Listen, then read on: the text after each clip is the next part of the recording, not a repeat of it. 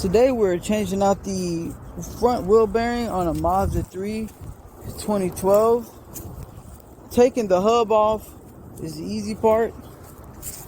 The parts that you're going to have some problems with is actually pressing out the bearing.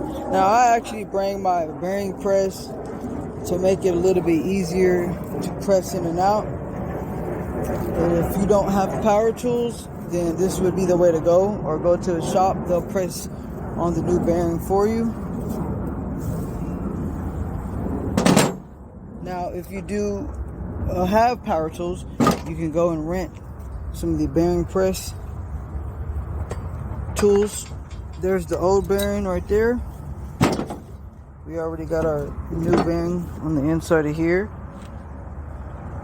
And if you're going to reuse this spindle and your old hub, you're going to have to cut off a race,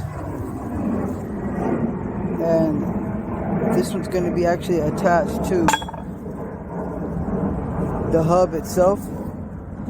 And I used my Walmart Dremel, and this is all I had left of the blade, which is nothing at all. So we finally got this thing pressed in. It was a hard task.